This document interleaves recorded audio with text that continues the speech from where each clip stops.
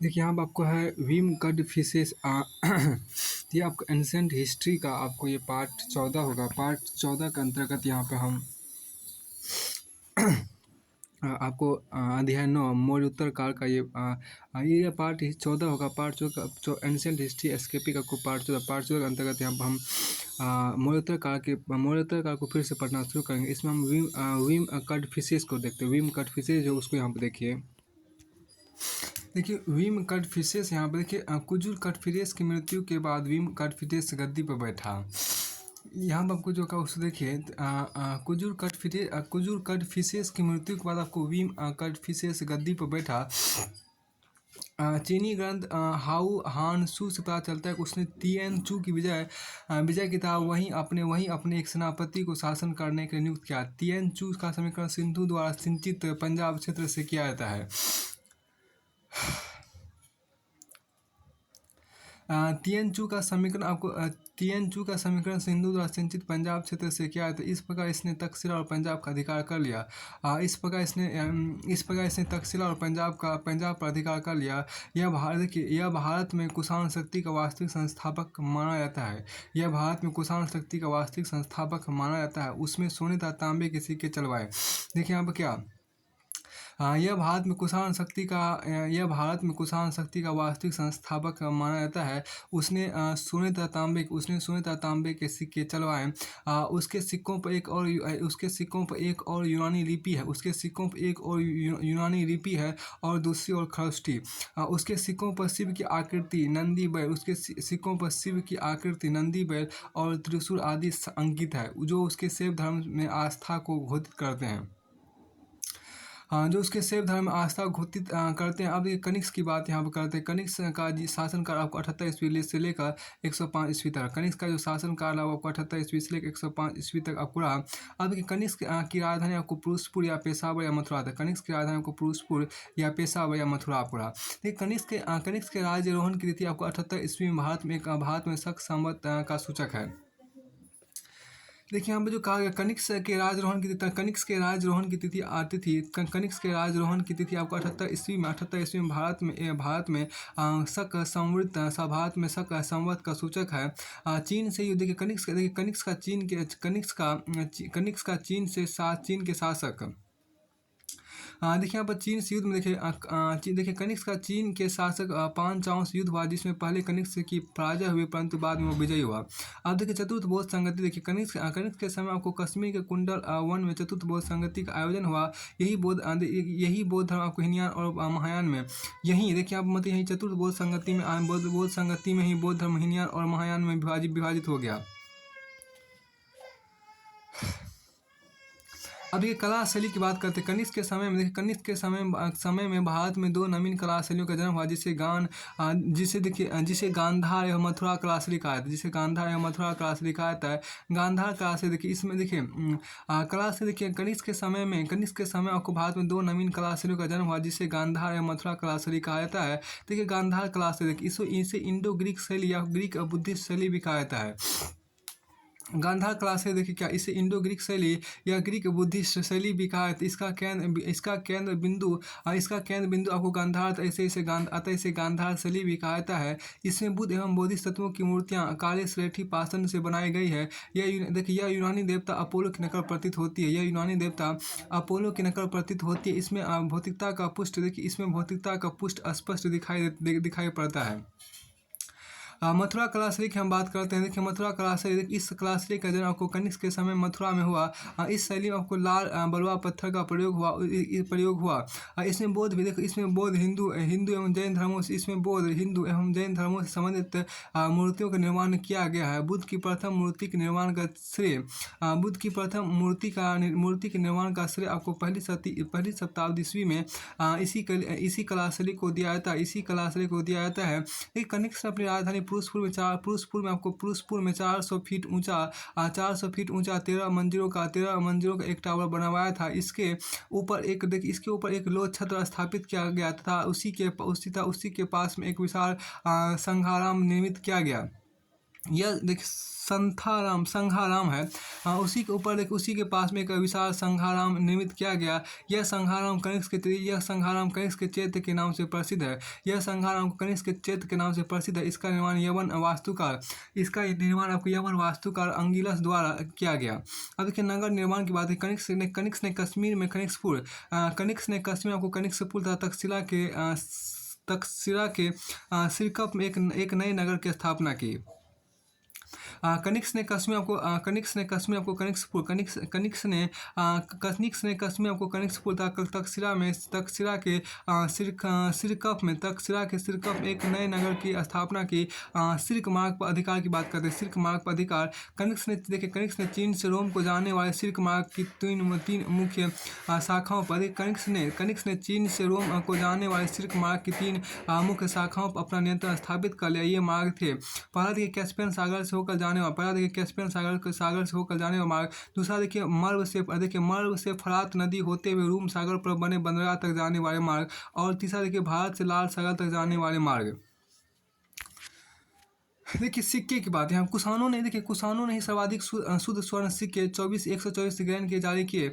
सिक्के देखिए यहाँ पर क्या कुषाणों ने ही सर्वाधिक शुद्ध स्वर्ण सिक्के 124 ग्रैन के जारी किए। कुषाणों को सर्वाधिक ताम्र सिक्के चलाने का श्रेय भी प्राप्त है।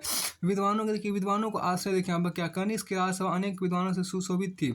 कनिष्क की राजसभा अनेक विद्वानों से सुशोभित थी। इनमें पार्श्व वसुमित्र और घोष जैसे बौद्ध दार्शनिक थे। नागार्जुन जैसे प्रकांड पंडित और चरक जैसे चिकित्सक उसकी राजसभा के रत्न थे। कनिष्क का पुरोहित संरक्षक था। अभी कनिष्क का उत्तराधिकारी आप देखिए कनिष्क का उत्तराधिकारी आपको वासिक था। वासिक जो था वो कनिष्क का पुत्र था और वासिक का शासनकाल 102 से लेकर 106 ईस्वी तक रहा। अब देखिए हुविक्स देखिए आप हुविक्स का शासनकाल आपको 106 से लेकर 140 ईस्वी तक रहा।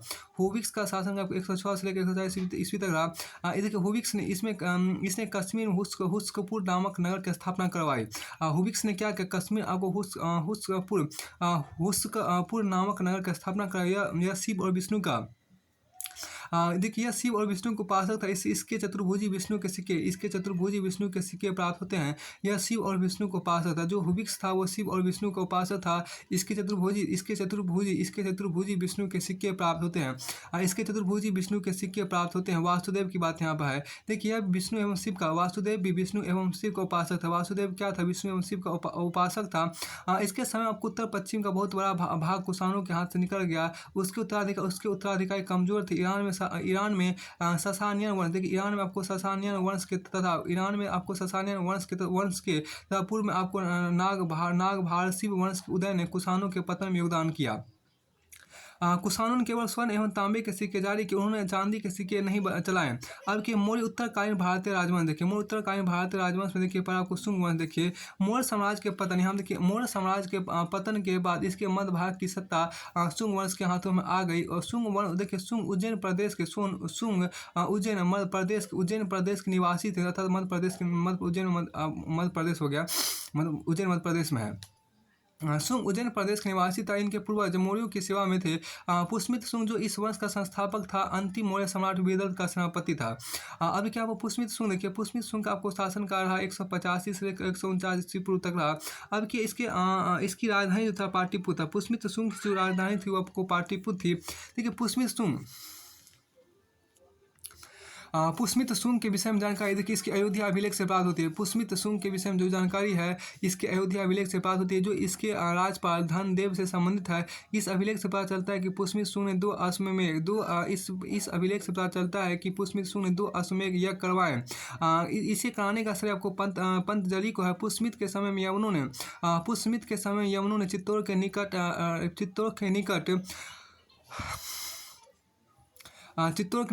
आपको माध्यमिका नगरी और अवध में साकेत का घेरा डाला। चित्तौड़ के निकट आपको माध्यमिका नगरी और अवध में साकेत का घेरा डाला किंतु पुष्मित ने उन्हें पराजित किया। देखिए बौद्ध ग्रंथों में पुष्मित शुंग को बौद्धों का उत्प्रेरक बताया गया है। बौद्ध ग्रंथों में पुष्मित शुंग को बौद्धों का उत्प्रेरक बताया गया है। परंतु यह पूर्णतः सत्य नहीं है क्योंकि उसने सांची में 2 स्तूपों का निर्माण करवाया। परंतु हाँ, परंतु उसने सांची में 2 स्तूपों का निर्माण करवाया था। अशोक सांची के महास्तूप की काष्ठ वेदिका के स्थान पर पाषाण वेदिका निर्मित निर्मित करवाए। देखिए यहाँ पर क्या, क्योंकि उसने सांची में 2 स्तूपों का निर्माण करवाया था। अशोक सांची के महास्तूप की काष्ठ वेदिका के स्थान पर पाषाण वेदिका निर्मित करवाई। इसके अतिरिक्त उसे भरभूत स्तूप के निर्माण का श्रेय प्राप्त है। देखिए इसके अतिरिक्त उसे भरभूत स्तूप के निर्माण का श्रेय प्राप्त है। सांची का स्तूप, देखिए सांची का स्तूप यहाँ पर देखिए सांची का स्तूप देखिए यहाँ पर क्या, सांची का स्तूप मध्य प्रदेश के रायसेन जिले में विदिशा के समीप स्थित है। देखिए सांची का स्तूप मध्य प्रदेश के रायसेन जिले में विदिशा के समीप स्थित है। यहाँ पर 3 शुभ स्तूपों का, देखिए यहाँ पर 3 स्तूपों का निर्माण हुआ। एक विशाल तथा 2 छोटे स्तूप। महास्तूप में भगवान बुद्ध के, देखिए महास्तूप में भगवान बुद्ध के द्वितीय, देखिए महास्तूप में भगवान बुद्ध के द्वितीय में, देखिए महास्तूप में भगवान बुद्ध के द्वितीय में अशोकायन धर्म प्रचारकों के तथा तृतीय स्तूप में बुद्ध के 2 प्रमुख शिष्यों सारिपुत्र तथा महामोदगलायन के धातु अवशेष सुरक्षित है। महास्तूप का निर्माण अशोक के समय में, देखिए महास्तूप का निर्माण अशोक के समय में ईंटों की देखिए महास्तूप का निर्माण, देखिए महास्तूप का निर्माण अशोक के समय में, देखिए महास्तूप का निर्माण आपको अशोक के समय में ईंटों की देखिए ईंटों की, एक मिनट यहाँ क्या लिखे,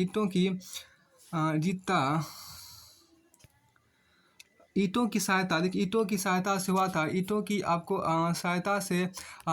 सहायता से आपको हुआ तथा उसके चारों ओर काष्ठ की वेदिकाएं बनी थी, परंतु शुंग काल में उसे पाषाण पट्टिकाओं से जलाया गया था। वेदिका भी पत्थर की बनाई गई। अब देखिए भरूत स्तूप के क्या करते, देखिए यह भरूत स्तूप जो है सतना के समीप स्थित है। इसका निर्माण को पुष्मित शुंग ने कराया। इसकी खोज आपको 1870 ईस्वी में अलेक्जेंडर कनिंघम ने की थी। अब क्या अग्निमित्र क्या था, देखिए पुष्मित शुंग के बाद अग्निमित्र शासक बना था। पुष्मित शुंग के बाद आपको अग्निमित्र शासक बना था शुंग वंश का।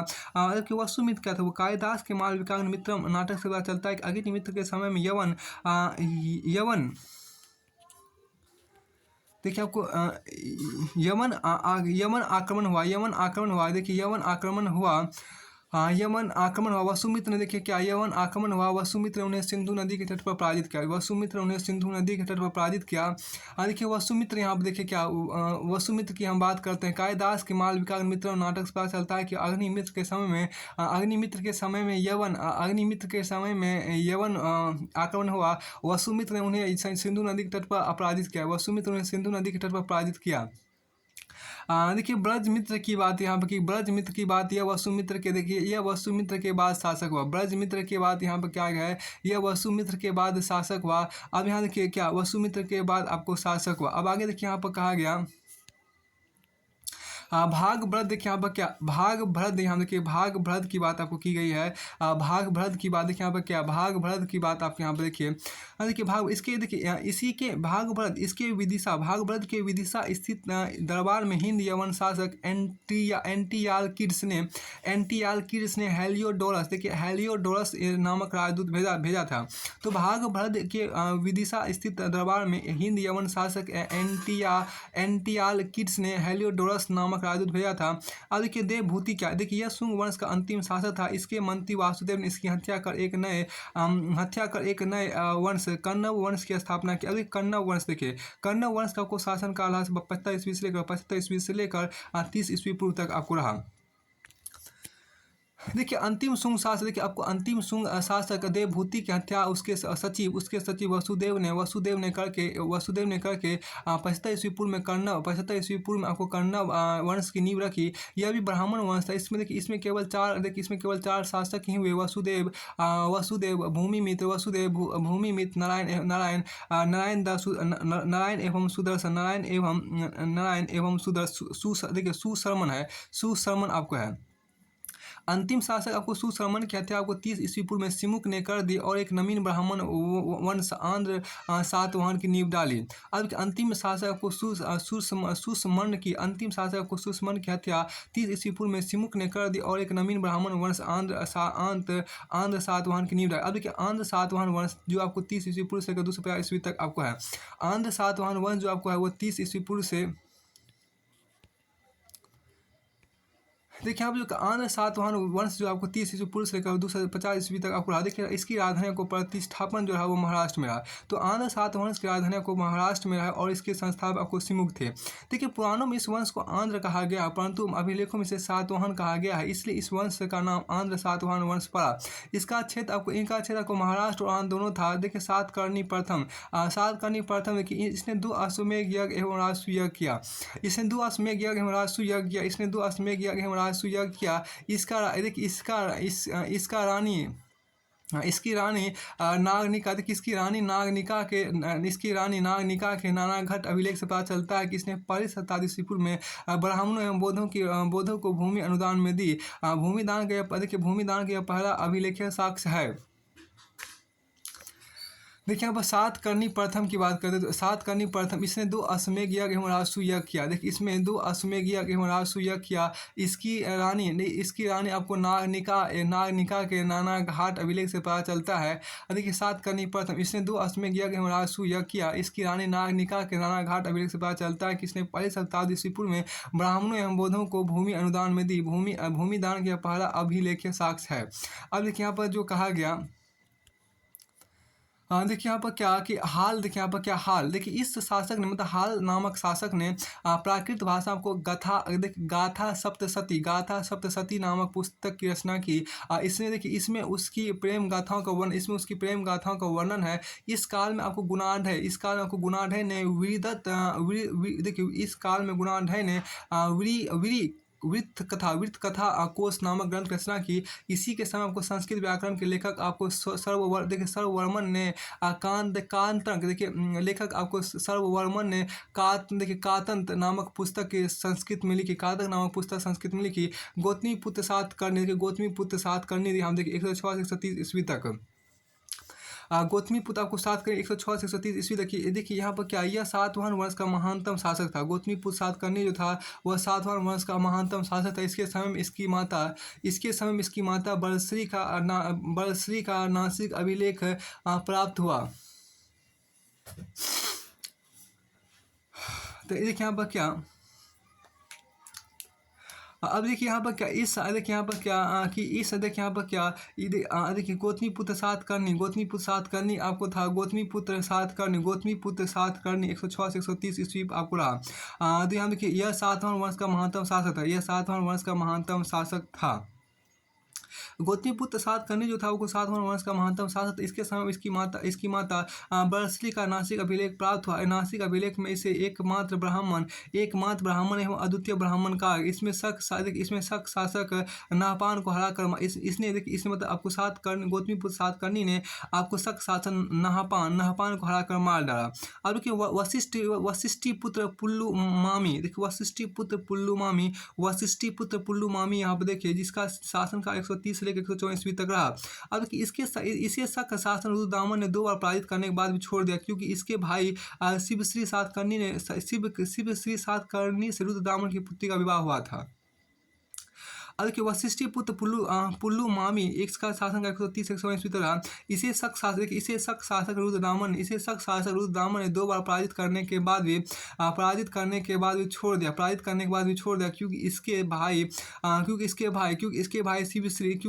शिवश्री सातकर्णी देखिए शिवश्री सातकर्णी से रुद्रदामन की पुत्री का विवाह हुआ था। शिवश्री सातकर्णी देखिए शिवश्री सातकर्णी 154 से 165 ईस्वी में शिवश्री सातकर्णी का जो आपको शासनकाल रहा वो 154 से 165 ईस्वी तक आपको रहा। यह पुल्लुमामी का भाई था, रुद्रदामन का दामाद था। यह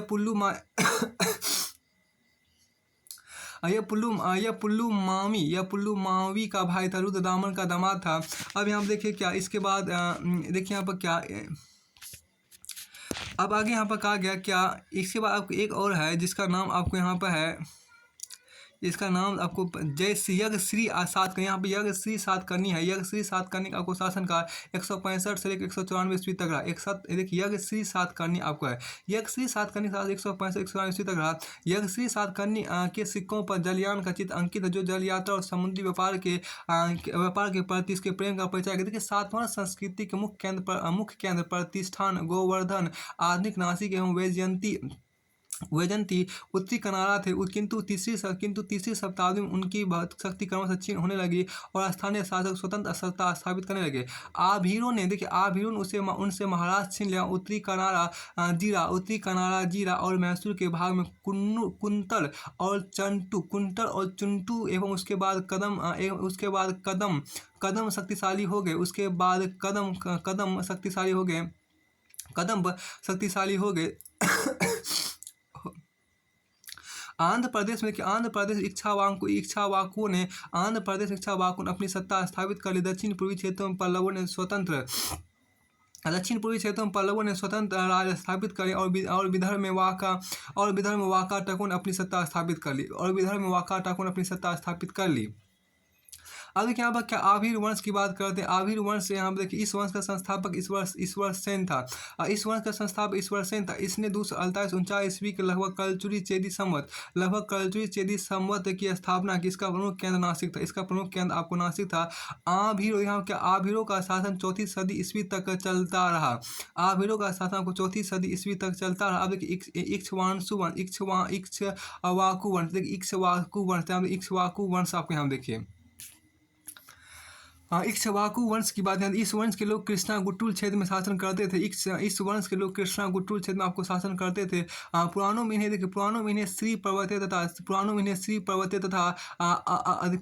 आंध्र भृत्य कहा गया। ये सातवाहनों के सामंत थे। इसी वंश का संस्थापक श्री शांतमूल था।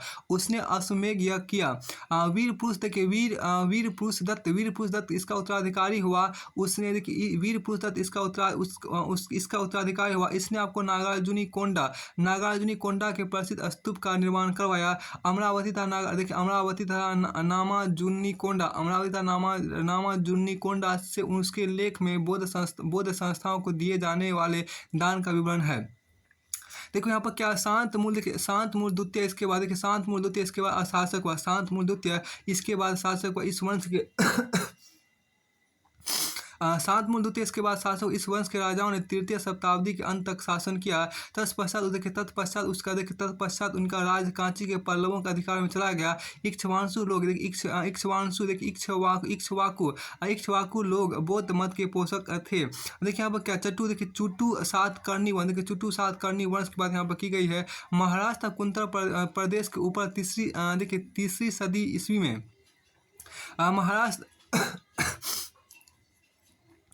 महाराष्ट्र कुंतुर प्रदेश के ऊपरी तीसरी सदी ईस्वी में चुट्टू सातकर्णी वंश का शासन स्थापित हुआ। इनके शासन का अंत आपको कदम होने किया। अब कलिंग का चेदी वंश यहाँ पर देखिए। कलिंग का जो चेदी वंश इसको देखिए इस वंश का आपको संस्थापक कलिंग का चेदी वंश का संस्थापक आपको महामेघवाहन था। ये मतलब कलिंग का चेदी वंश का संस्थापक को महामेघवाहन था। लेकिन कलिंग के चेदी वंश का सबसे प्रतापी शासक को खारवेल था। इसके विषय में जानकारी का प्रमुख स्रोत इसका हाथी गुफा अभिलेख है। इससे निम्नलिखित महत्वपूर्ण जानकारी प्राप्त होती है। देखिए महापद्मनंद द्वारा कलिंग में नहर खुदवाए। महापद्मनंद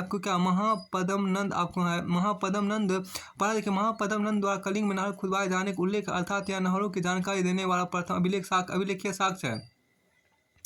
अब क्या यहाँ पर जो कहा गया आपको इसके बाद यहाँ पर आपको कहा गया कि इस अभिलेख में क्या इस अभिलेख को जैन भिक्षुओं ग्राम दान में दिए जाने को उल्लेख है। इस तरह जैन लोगों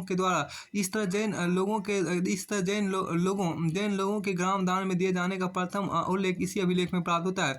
मतलब कि इसी अभिलेख में हाथी गुफा अभिलेख में ही आपको प्राप्त होता है। फिर आपको आगे यहाँ पर कहा गया इस अभिलेख में हाथी गुफा अभिलेख में आपको दक्षिण के 3 राज्य चोर पांड्यों का उसके द्वारा पराजित किए जाने का उल्लेख है। पांड्य शासक के यहाँ उसने गधे से हल चलवाया था।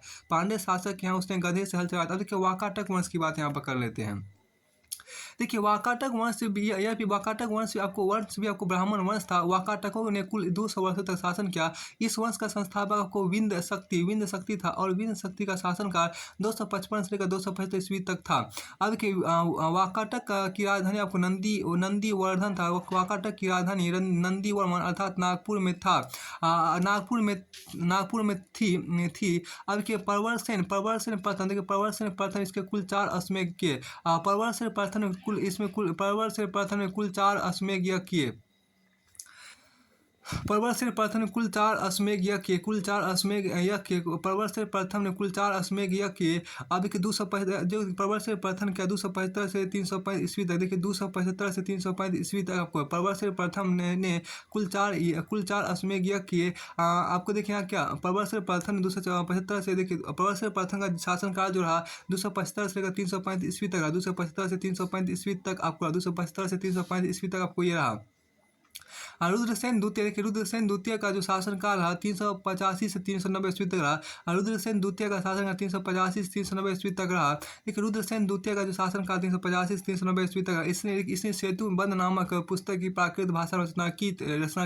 देखिए रुद्रसेन द्वितीय इसने सेतु बंध नामक पुस्तक की प्राकृत भाषा में रचना की। अब अजंता गुफा संख्या 9 एवं 10 वाकाटक काल से संबंधित है। अजंता गुफा संख्या 9 एवं 10 वाकाटक काल से संबंधित है। अब देखिए मौर्य उत्तरकालीन संस्कृति की बात कर लेते हैं। देखिए प्रशासन की बात करें, देखिए कुषाण राजाओं ने चीनी शासकों के अनुरूप देवपुत्र वाहिका, देखिए देवपुत्र शाही, आपको देखिए देवपुत्र शाही साढ़ा नुसाही, इसको फिर से आप देख लीजिएगा। कुषाण राजाओं ने आपको चीनी शासकों के अनुरूप देवपुत्र शाही साढ़ा नुसाढ़ी जैसी उपाधियां ग्रहण की, जो उनकी दैवीय उत्पत्ति विश्वास को प्रदर्शित करता है। रोम के शासकों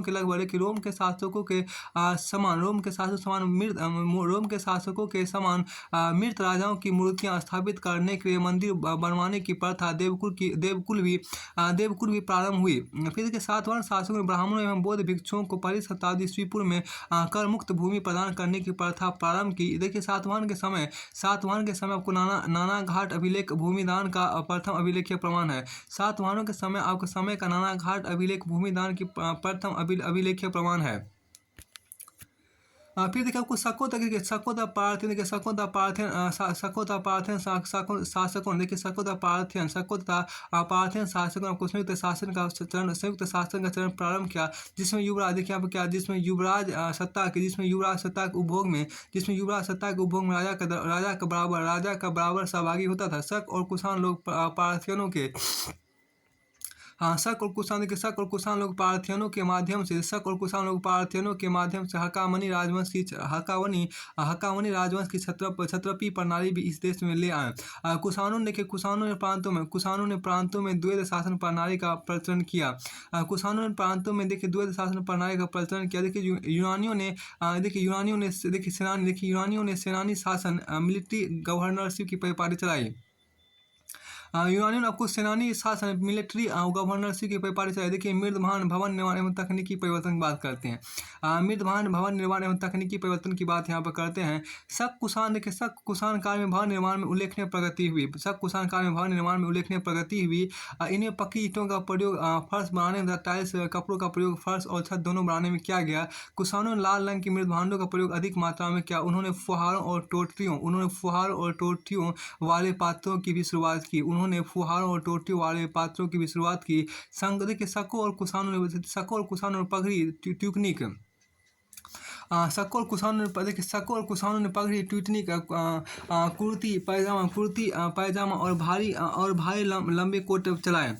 मध्य एशिया वालों ने यहाँ टोपी सिर अस्त्रान और बूट चलाए, जिनका इस्तेमाल योद्धा लोग करते थे।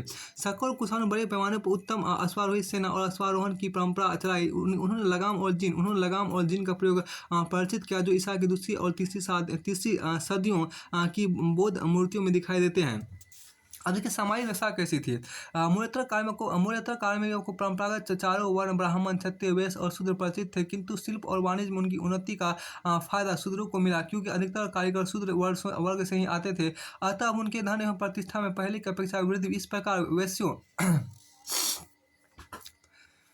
इस प्रकार वैश्यों एवं शूद्रों के बीच का अंतर कुछ कम हो गया। फिर भी मनु ने शूद्रों के लिए बड़े कठोर नियम रखे। उनका कार्य तीनों वर्णों की सेवा ही था। जी, इस काल के विदेशी शासकों को मलेच्छ कहकर पुकारा गया, परंतु उन्हें निम्न क्षत्रिय वर्ग के रूप में मान्यता प्रदान कर दी गई। इस काल के विदेशी शासकों को मलेच्छ कहकर पुकारा, परंतु उन्हें निम्न क्षत्रिय वर्ग के रूप में मान्यता प्रदान की गई। मनु यद्यपि कट्टर ब्राह्मणवादी था, किंतु उनकी स्मृति में लगभग 60 वर्ण संकरों का उल्लेख है। इससे स्पष्ट होता है कि वे पर्याप्त यथार्थवादी भी थे। अब देखिए साहित्य की बात करते हैं। देखिए नाट्यशास्त्र के लेखक भरत मुनि है। महाभाष्य के लेखक पतंजलि हैं, जो पाणिनि के अष्टाध्याय पर लिखी गई टीका है। तो महाभाष्य के लेखक आपको पतंजलि है, जो पाणिनि के अष्टाध्याय पर लिखी गई टीका है। अब देखिए गाथा सप्तशती गाथा सप्तशती प्राकृत भाषा में सातवाहन शासक हाल की रचना, मतलब ये हाल नाम एक शासक था, एक राजा था। तो हाल ने आपको गाथा सप्तशती नामक पुस्तक लिखा था। तो हाल देखिए गाथा सप्तशती प्राकृत भाषा में सातवाहन शासक हाल की रचना है। इसमें देखिए इसमें हाल की प्रेम गाथा, मतलब इसमें शासक जो हाल था, जो शासक हाल नाम का जो शासक, उसकी प्रेम गाथाओं का वर्णन है। यह पुस्तक आपको मुक्तक काव्य का प्राचीनतम, यह पुस्तक आपको मुक्तक काव्य का प्राचीनतम उदाहरण है। हाँ देखिए कामसूत्र की बात देखिए यहाँ पर क्या, देखिए इसका लेखक को वत्स्यायन है। देखिए यहाँ पर इसका लेखक कामसूत्र का लेखक आपको वत्स्यायन है। मनु स्मृति यहाँ देखिए, यह देखिए मनु स्मृति देखिए ईस्वी पूर्व दूसरी सदी से ईसा की दूसरी सदी के बीच लिखी गई। मनु स्मृति देखिए ईस्वी पूर्व दूसरी सदी से ईसा की दूसरी सदी के बीच लिखी गई। बुद्ध सहित देखिए क्या, इसका लेखक अश्वघोष है। बुद्ध सहित इसका लेखक आपको अश्वघोष है। देखिए सौंदरानंद की बात की गई, इसकी भी देखिए सौंदरानंद की बात, इसके भी लेखक अश्वघोष है। यह बुद्ध के सौतेले भाई आनंद के बौद्ध धर्म में दीक्षित होने के प्रसंग पर आधारित है। सौंदरानंद देखिए यहाँ पर क्या है, सौंदरानंद ने क्या किया, सौंदरानंद ने क्या किया, इसके भी लेखक आपको अश्वघोष है। यह बुद्ध के सौतेले भाई आनंद के बौद्ध धर्म में दीक्षित होने के प्रसंग पर आधारित है। स्वपन वासवदत्ता ने क्या किया, भारत द्वारा रचित यह नाटक वत्सराज उद्यान एवं वासवदत्ता की प्रेम कथा पर आधारित है। भास को सर्वप्रथम आपको संस्कृत में नाटक लिखने का श्रेय प्राप्त है। अब देखिए वृत्त कथा कोश देखिए, इसके लेखक वृत्त कथा कोश के लेखक आपको गुणाढ़ है। यह मूलतः पैशाची प्राकृत में लिखा गया था। इसमें आपको लगभग 1 लाख पदों का संग्रह था, परंतु दुर्भाग्यवश यह ग्रंथ आज अपने मूल रूप में प्राप्त नहीं है। फिर देखिए कातंत्र की बात देखिए, अब यह संस्कृत व्याकरण पर आधारित सर्ववर्मन की रचना है। हाल की एक रानी मलयवती ने हाल को देखिए कातंत्र देखिए संस्कृत व्याकरण पर आधारित सर्ववर्मन की रचना है। सर्ववर्मन ने आपको कातंत्र नामक पुस्तक लिखा। हाल की एक रानी मतलब हाल नामक शासक, हाल की एक रानी मलवती, हाल नामक शासक की एक रानी, उसकी पत्नी मलवती ने हाल को संस्कृत सीखने के प्रेरित किया था, जिसके फलस्वरूप कातंत्र की रचना की गई। देखिए आर्थिक दशा क्या था, मोहत्तर काल की आर्थिक दृष्टि से भारतीय इतिहास का स्वर्ण काल माना जा सकता है। इस काल में शिल्प एवं वाणिज्य व्यापार की अभूतपूर्व उन्नति हुई। इस सिक्के अत्यधिक मात्रा में प्रचलित हुए था। बंदरगाह एवं नगर मार्गों का संपूर्ण भारत में जाल बिछ गया। इसी समय भूमिदान की अक्षय निधि प्रणाली की भी शुरुआत हुई। देखिए भूमिदान क्या हुआ, सातवाहनों ने प्रथम शताब्दी ईस्वी पूर्व में भूमिदान की प्रथा प्रारंभ की। सातवाहनों और कुषाणों ने पहली शताब्दी ईस्वी में देखिए भूमिदान की अक्षय निधि प्रणाली की शुरुआत की। इसका आशय है कि भू राजस्व का अस्थायी दान, अक्षय निधि मतलब भू राजस्व का अस्थायी दान। अक्षय निधि दो शब्द अक्षय और निधि से बना। अक्षय का अर्थ देखिए, अक्षय का अर्थ है जो क्षय ना हो, जबकि निधि का अर्थ है मूलधन। अब देखिए शिल्प की बात यहाँ पर की गई, जो की उसको समझने का प्रयास कीजिए। देखिए यहाँ पर शिल्प की बातें यहाँ पर की गई। देखिए मौर्योत्तर काल में कारीगरी एवं शिल्पी का मौर्योत्तर काल में कारीगरी एवं शिल्पों का विलक्षण विकास हुआ। इस काल के ग्रंथों में शिल्पियों के जितने प्रकार मिलते हैं उतने पहले के लेखों में नहीं मिलते हैं। मौर्य पूर्व काल के दीर्घ निकाय में लगभग 24 प्रकार के व्यवसायों का उल्लेख है। तो इस काल के महावस्तु में राजगीर में रहने वाले 36 प्रकार के व्यवसायों का उल्लेख है। मिलिंद पर्व 75 व्यवसाय गिनाए गए। मिलिंद पर्व आपको 75 व्यवसाय गिनाए गए हैं, जिनमें 60 विविध प्रकार के शिल्पों से संबंधित है। मिलिंद पर्व में उल्लेखित व्यवसायों में से 8 सोना चांदी तांबा टीन शीशा पीतल लोहा आदि धातु संबंधित है। देखिए साहित्यिक स्रोतों में तो शिल्पियों का अधिकतर आपको नगरों से जोड़ा गया, किंतु कुछ उत्खननों से प्रकट होता है कि वे गाँव में भी बसते थे। तेलंगाना स्थित आपको करीमनगर करीमनगर के गाँव में आपको बढ़ई, लोहार, सुनार, कुम्हार आदि अलग अलग मोहल्लों में रहते थे तथा कृषि मजदूर एवं अन्य मजदूर एक दूसरे छोर पर बसते थे। देखिए व्यापारिक प्रगति के कारण आपको सिर्फ श्रेणियों को संगठित किया। व्यापारियों ने भी अपनी श्रेणियों को संगठित किया। श्रेणियों का प्रमुख संघ केंद्र मथुरा एवं पश्चिमी दक्कन में गोवर्धन नामक नगर में था। ये श्रेणी आपको व्यापार के अलावा महाजन का भी कार्य करती थी। मथुरा क्षेत्र के एक लेख पता चलता है कि एक प्रमुख ने आटा पीसने वाले कारीगर के पास धन जमा कराया था ताकि वे उसकी मासिक आय से लगभग 700 ब्राह्मणों की निर्वाह की व्यवस्था कर सके। इसी तरह को विदिशा के हस्तदंत शिल्पियों की एक श्रेणी ने सांची स्तूप के चारों ओर कटघरों तथा प्रवेश द्वार पर पाषाण शिल्प का उत्कीर्ण कराया। प्रत्येक श्रेणी का अपना तमगा, पताका एवं मुहर होती थी। देखिए मूलतः राजव्यवस्था की एक उल्लेखनीय बात यह है कि ईस्वी पूर्व दूसरी तरफ पहली शताब्दी में उत्तर भारत में कम से कम एक दर्जन ऐसे नगर थे जो लगभग स्वशासित संगठनों की हाल तरह काम करते थे। इन नगरों के व्यापारियों के संग सिक्के जारी करते थे। तक्षशिला में आपको उत्खनन से प्राप्त हुए 5 सिक्कों में निगम शब्द का उल्लेख मिलता है। गंधिकों जिसका शाब्दिक अर्थ गंध विक्रेता है किंतु वास्तविक अर्थ व्यापारी है के संघ के सिक्के कौशाम्बी आसपास के क्षेत्र में भी पाए जाते हैं। त्रिपुरी, महिष्मती, विदिशा, एरन, माध्यमिक, वाराणसी आदि नगरों के नामों का उल्लेख भी उनकी ताम्र मुद्राओं में हुआ है।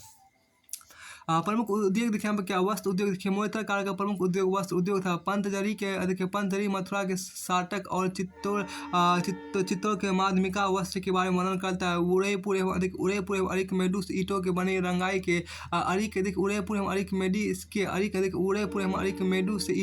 रंगाई के हौज प्राप्त हुए हैं। अब देखिए लोहा और इस्पात उद्योग की बात करते हैं। लोहा और इस्पात उद्योग क्या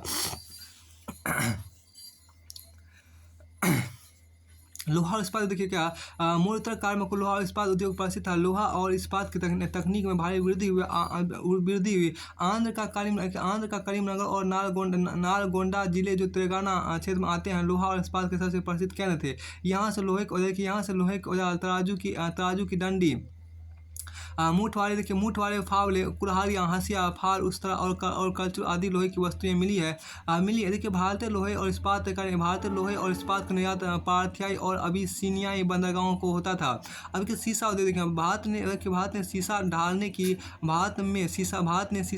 जानकारी ईस्वी सन के आरंभ में आकर प्राप्त की। देखिए आपको नालगोंडा जिले के यल्ले सवरम से मूर्तिकाएं और उनके निर्माण के सांचे सबसे अधिक संख्या में मिले हैं। मूर्तिकाएं उसके सांचे कोल्हापुर हैदराबाद में भी पाए गए हैं। कोंडापुर मतलब हैदराबाद में भी पाए गए। रोम की शीशे की वस्तुएं तक्षशिला और अफगानिस्तान में मिली है। फिर आपको आगे यहाँ पर है, फिर आपको देखिए हस्तिदंत शिल्प उद्योग देखिए। इस काल में आपको हाथी दांत के निर्माण का उद्योग भी खूब फुला। देखिए विदिशा में हस्तिदंत शिल्पियों की एक श्रेणी था जिसने सांची स्तूप के रेलिंग की मरम्मत करवाई थी। भारतीय दंत शिल्प की वस्तु अफगानिस्तान और रोम में मिली है। इस समय लोहा मगध से नमक पंजाब से, हीरे कश्मीर से, कोसर विदर्भ और कलिंग से, देखिए तांबा राजस्थान से, मसाले दक्षिण भारत से प्राप्त किए जाते थे। कुषाण लोग सोना मध्य एशिया के अल्ताई पहाड़ों से प्राप्त करते थे। सिक्के हम देखिए इंडो ग्रीक शासकों ने सर्वप्रथम स्वर्ण के सिक्के चलाए। इनके सिक्कों पर द्विभाषिक लेख होते थे। एक तरफ यूनानी भाषा एवं लिपि में था, दूसरी तरफ प्राकृत भाषा एवं खरोष्टी लिपि में। फिर इंडो ग्रीक शासकों ने सोने, तांबे एवं चांदी के सिक्के चलाए। इनके स्वर्ण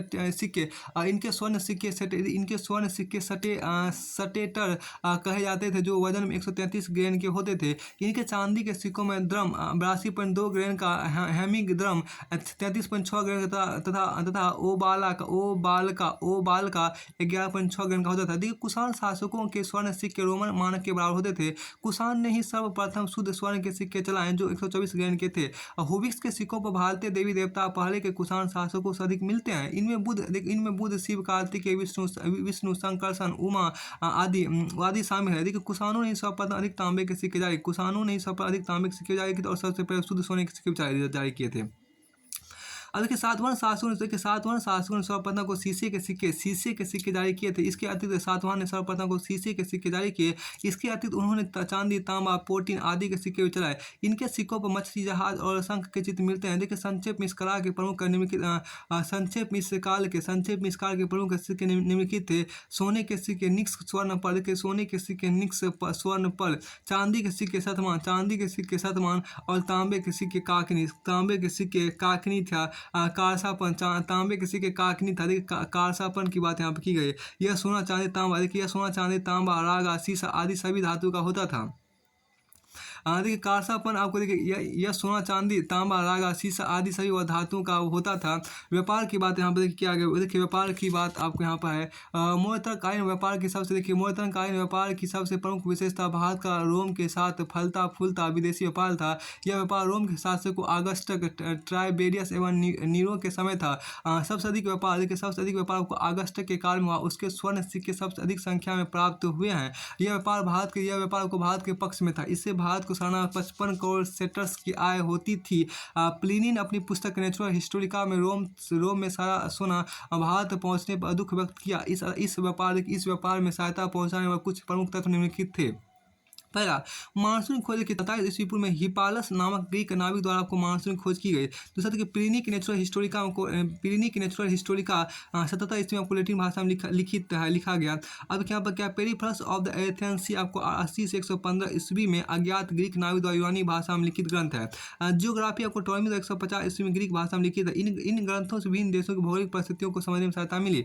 आगे प्रमुख बंदरगाह की बात करते हैं। पेरिप्लस ऑफ द एथेंस सी में मोरक्को काल के प्रमुख बंदरगाहों को वर्णन प्राप्त होता है। ये निम्नलिखित है। पहला देखिए बेरी गाजा या भरूच। देखिए बेरी गाजा या भरूच देखिए इसे भृंगु कक्ष भी कहा जाता है और यह भारत के पश्चिमी तट पर सबसे प्राचीन तथा सबसे बड़ा प्रवेश द्वार था। पश्चिमी देशों के साथ अधिकांश व्यापार इसी के माध्यम से होता था।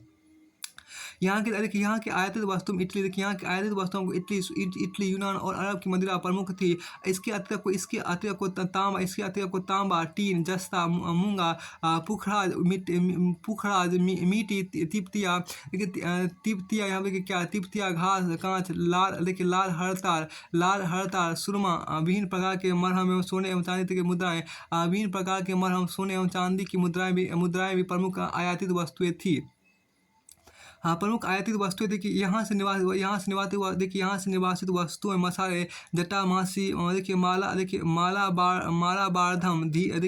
बारधम, हीरे, नीलम, कछुए की पीठ की हड्डी, हाथी दांत एवं उससे बनी वस्तुएं तथा रेशम के वस्त्र प्रमुख थे। अब देखिए यहाँ पर क्या बारबेरिकन देखिए यह सिंधु के मुहाने पर स्थित है। यहाँ आयातित वस्तुओं में छोम वस्त्र, पुखराज, मूंगा, लोहबान, कांच, मदिरा और सोने चांदी के सिक्के प्रमुख थे। यहाँ से निर्यातित वस्तुओं में अनेक प्रकार के मसाले, फिरोजा, नीलम, मलमल, रेशम के धागे, नील आदि शामिल थे। अरिक मेहू की बात की गई है। आधुनिक पांडिचेरी में स्थित इस बंदरगाह का नाम आपको पेरिप्लस में आपको पेडोक मिलता है। ये वहीं 1950 में विस्तृत खुदाई में एक रोमन बस्ती मिली है, जहां से रोम निवासियों की रुचि था। उनके द्वारा दिए गए नमूनों के अनुसार मलमल तथा अन्य वस्तुओं का निर्माण करके रोम भेजा जाता था। देखिए वहाँ से देखिए क्या यहाँ से रोम की बनी हुई अनेक वस्तुएं जैसे कि दीप का टुकड़ा, बर्तन, सुराही आदि प्राप्त हुए हैं। फिर देखिए यहाँ पर आयातित वस्तु में आपको मिट्टी के बर्तन, कांच एवं मिट्टी की मूर्तियाँ, मदिरा एवं सोने चांदी के सिक्के प्रमुख थे। निर्यात की जाने वाली वस्तुओं में आपको मरमर और मोती का विशेष महत्व था।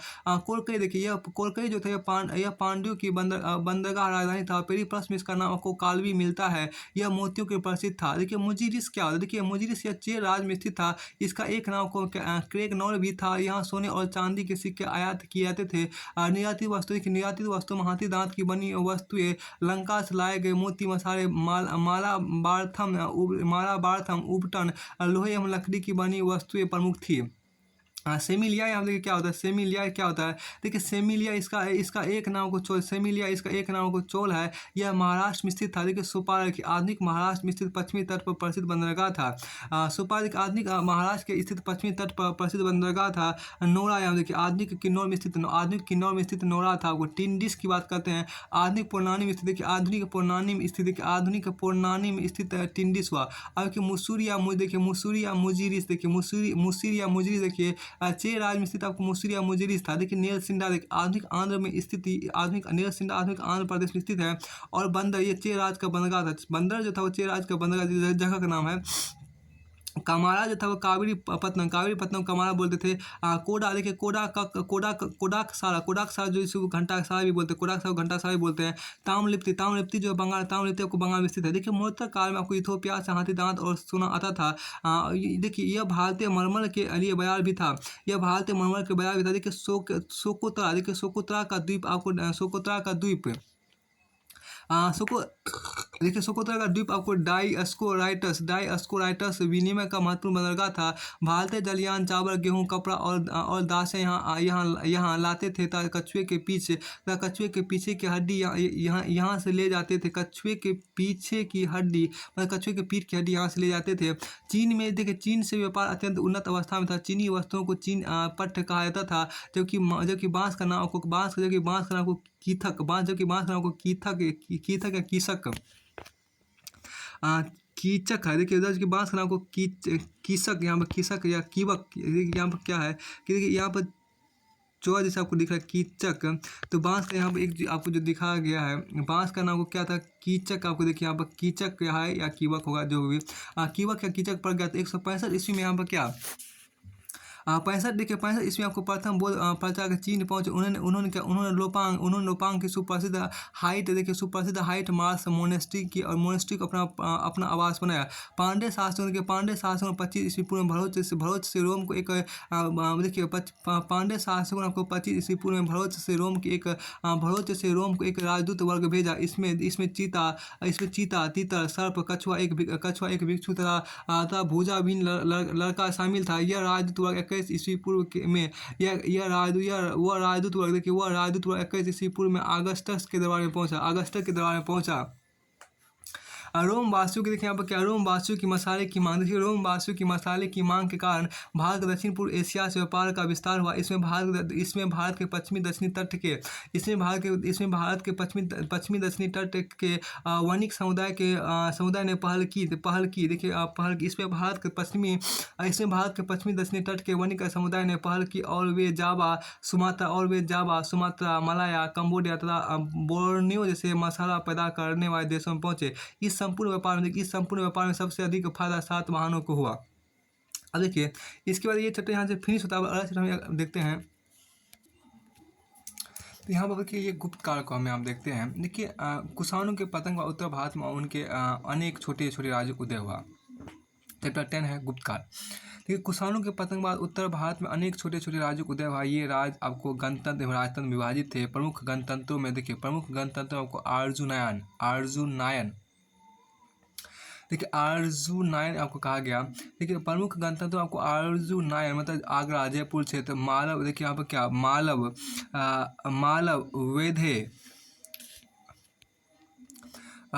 है। फिर आपको योधे की आपको योधे है, मालव, योधे, लिच्छवी, आभीर, सीबी तथा कुलिंद शामिल है। यहाँ पे पता देख लीजिएगा कुनिंद शामिल थे। देखिए कुनिंदों का राज यमुना तथा शतरंज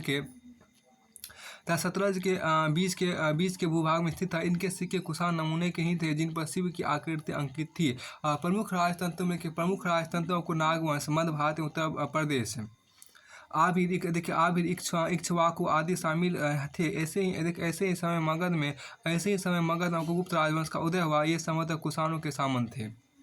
गुप्तों की उत्पत्ति देखिए यहाँ पर क्या, गुप्तों की उत्पत्ति यहाँ देखिए क्या, विद्वानों ने गुप्तों की उत्पत्ति के संबंध में विभिन्न मत दिए, जिनसे कुछ मत देखिए जिनमें से कुछ मत आपको निम्नलिखित है। तो यहाँ पे क्या जिनमें से कुछ मत देखिए काशी प्रसाद जायसवाल, देखिए काशी प्रसाद जायसवाल क्या कि काशी प्रसाद जायसवाल के अनुसार गुप्त सम्राट जाट जाति के और मूलतः पंजाब के निवासी थे। उनका यह मत कौमुदी महोत्सव नाटक के पात्र चंद्रसेन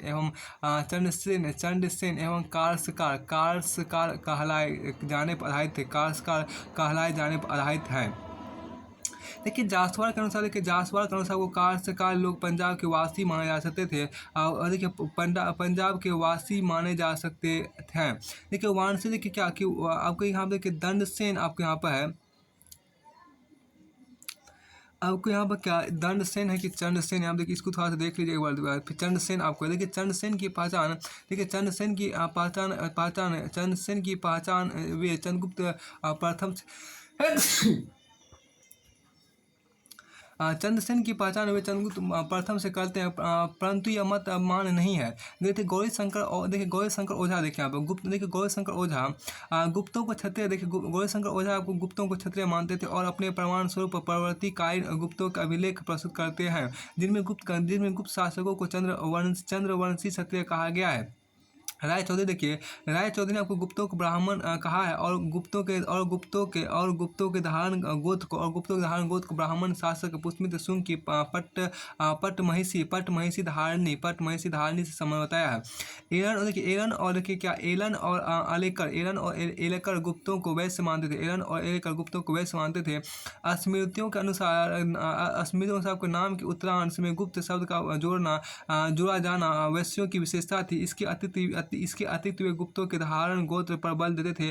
धारण अग्रवाल वैश्यों का एक विशिष्ट गोत्र माना जाता है। धारण अग्रवाल वैश्यों का एक विशिष्ट गोत्र माना जाता है। अधिकांश विद्वान गुप्तों को वैश्य मानते हैं। अब गुप्त वंश की बात यहाँ पर करते हैं। देखिए गुप्त वंश के संस्थापक आपको श्रीगुप्त थे। गुप्त वंश के संस्थापक श्रीगुप्त थे। इसने महाराज को श्रीगुप्त ने क्या किया, महाराज को पायधारण की। इसके बाद घटोत्कच शासक बना। श्रीगुप्त के बाद आपको घटोत्कच शासक बना, इसने भी महाराज को पायधारण की। अब देखिए चंद्रगुप्त प्रथम, देखिए 319 ईस्वी चंद्रगुप्त प्रथम। इसके बाद आपको देखिए घटोत्कच के बाद आपको चंद्रगुप्त प्रथम आया। चंद्रगुप्त प्रथम का शासन का आपको 319 से लेकर 334 ईस्वी तक रहा। आपको चंद्रगुप्त प्रथम का जो शासनकाल रहा वो आपको 319 ईस्वी से लेकर 334 ईस्वी तक रहा। 319 ईस्वी से लेकर 334 ईस्वी तक रहा। और आपको देखिए चंद्रगुप्त प्रथम की राजधानी को पाटलिपुत्र है। चंद्रगुप्त प्रथम की जो राजधानी है वो पाटलिपुत्र है। यह गुप्त वंश का आपको वास्तविक संस्थापक था। इसने महाराजा धीराज की उपाधि धारण की। इसके राजरोहण की तिथि आपको 319 ईस्वी गुप्त संवत का आरंभ माना जाता है। चंद्रगुप्त प्रथम ने लिच्छवी राजकुमार कुमार देवी से विवाह किया। इसके साम्राज्य का विस्तार आपको आधुनिक बिहार एवं उत्तर प्रदेश का अधिकांश भूभागों तक माना जाता है।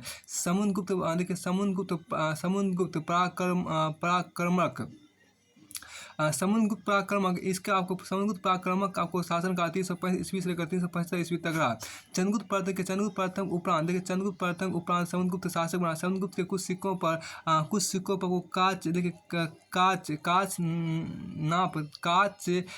नाप उत्कीर्ण है। इन पर सब राजोच्छेता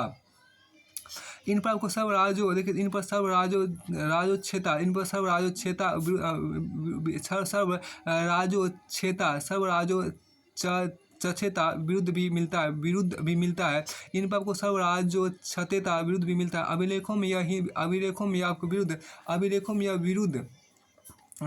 में आपको समुद्रगुप्त के लिए प्रयुक्त हुआ। कुछ विद्वान जैसे स्मिथ, प्लीट एवं एलन कांच को समुद्रगुप्त का ही दूसरा नाम मानते हैं, परंतु कुछ विद्वान जैसे हेरास कांच को समुद्रगुप्त का भाई बताते हैं। इस संभावना से इनकार नहीं किया जा सकता कि समुद्रगुप्त का अपने भाइयों से उत्तराधिकार के लिए संघर्ष हुआ। अब की विजय की बात यहाँ पर की। राज पर अपना निर्विवाद अधिकार स्थापित करने के बाद समुद्रगुप्त ने विजय अभियान प्रारंभ किया।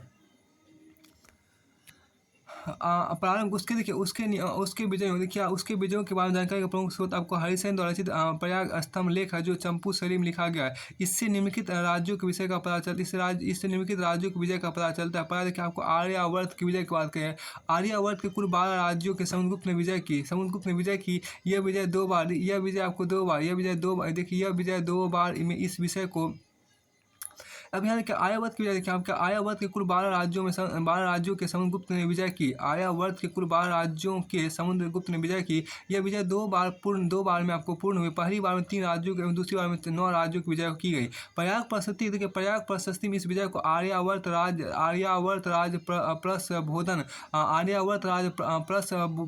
प्रसबोधन कहा गया, अर्थात इन राज्यों का बरात उन्मूलन कर उन्हें अपने साम्राज्य में ला लिया गया। आर्यावर्त की प्रथम युद्ध का वर्णन प्रयाग प्रशस्ति की 13वीं-14वीं पंक्ति में, जबकि आर्यावर्त के द्वितीय युद्ध का उल्लेख 21वीं पंक्ति में किया गया।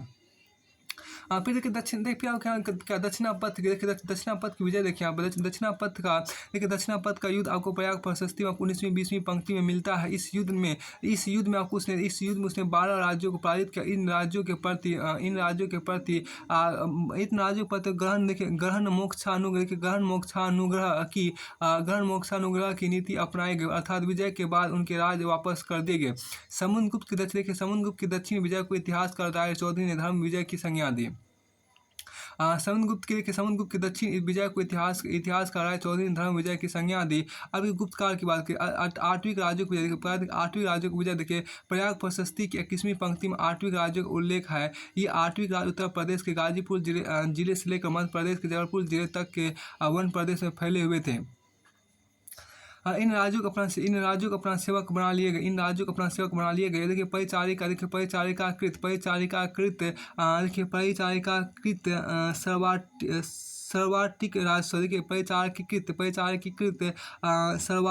सर्वाट्विक राजस्य। अब देखिए चौथा देखिए सीमावर्ती राज्यों की विजय देखिए प्रयाग प्रशस्ति की 22वीं पंक्ति में सीमावर्ती राज्यों का उल्लेख है। इनके विषय में कहा गया कि वे समुद्रगुप्त के सभी प्रकार करों को देते थे। उसकी आज्ञाओं का पालन करते थे तथा उसे प्रणाम करने की राजधानी उपस्थित होते थे। फिर देखिए आप क्या सर्व कर दान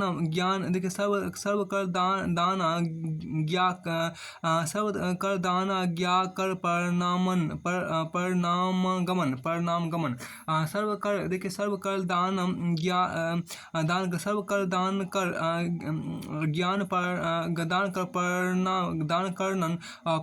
परिणामगमन। उत्तरी तथा पूर्वी सीमा पर स्थित इन राज्यों की संख्या 5 थी। पहला देखिए समतट देखिए पूर्वी समतट क्या था, पूर्वी बंगाल अथवा आधुनिक बांग्लादेश। पूर्वी बंगाल अथवा देखिए समतट क्या था, पूर्वी बंगाल अथवा आधुनिक बांग्लादेश देखिए। दूसरा देखिए डबाक क्या था, देखिए डबाक की पहचान आपको असम के नवगांव जिले में स्थित डबोक से की जाती है। तीसरा देखिए कामरूप क्या, देखिए वर्तमान में असम कहते हैं। देखिए कीर्तपुर क्या था, इसकी पहचान आपको जालंधर में स्थित करतारपुर से की जाती है। नेपाल, 5 नेपाल देखिए। विदेशी शक्तियों से संबंध देखिए प्रयाग प्रशस्ति की 23वीं एवं 24वीं प्रयाग प्रशस्ति का आपको 23वीं एवं 24वीं पंक्ति में कुछ विदेशी शक्तियों के नाम दिए गए हैं। इसमें देवपुत्र शाही शाह नू शाही। इसमें आपको देवपुत्र शाही शाह नू शाही शक मुरुंड सिंहर एवं सर्वद्वीपवासिनी शब्द मिलते हैं। इनके विषय में बताया गया कि वे स्वयं को सम्राट की सेवा उपस्थित करना, कन्याओं को उपहार एवं अपने राज्यों में शासन करने के निमित्त गरुण मुद्रा से अंकित राजाओं के लिए राजाज्ञा के लिए को प्रार्थना करना आदि देखिए विविध उपायों द्वारा उसकी सेवा क्या करते थे। आत्मनिवेदन देखिए आत्मनिवेदन कन्योपायन याचना नाधुपाय सेवा ये शक्तियाँ निम्नलिखित प्रकार हैं। देखिए देवपुत्र शाही शाह नुशाही। इससे तात्पर्य कुषाणों से हे गुप्तों के समय में पश्चिम पंजाब में आपको निवास करते थे। समुद्रगुप्त का समकालीन कुषाण नरेश केदार कुषाण था, जो पेशावर क्षेत्र का राजा था। अब देखिए दूसरा शक देखिए, ये लोग पश्चिमी मालवा गुजरात काठियावाड़ के शासक थे। समुद्रगुप्त का समकालीन शासक रुद्र सिंह तृतीय था। फिर देखो देखिए मुरुन क्या था, देखिए इसकी मुरुन के पहचान आपको संदिग्ध है। सिंहर यहाँ पर देखिए क्या, समुद्रगुप्त के समय में आपको सिंहर श्रीलंका का शासक आपको मेघवर्मन था। एक चीनी स्रोत से पता चलता है कि मेघवर्मन ने आपको गया में बुद्ध का मंदिर बनवाने की अनुमति प्रदान करने के समुद्रगुप्त के पास दूत भेजा था। मंदिर बनाने की अनुमति तो दी गई, और वह विशाल बौद्ध विहार के रूप में विकसित हो गया। आदि देखिए क्या, आदि सर्वद्वीप वासा भी ईसर का असंख्य दक्षिण पूर्व एशिया के द्वीपों से है। इसे पता चलता है कि वे समुद्रगुप्त के प्रभाव क्षेत्र में थे। समुद्रगुप्त की कभी पराजय का सामना नहीं करना समुद्रगुप्त को कभी पराजय का सामना नहीं करना पड़ा। इसी कारण प्रसिद्ध इतिहासकार विंसेंट स्मिथ ने उसे भारत के नेपोलियन की संज्ञा दी है।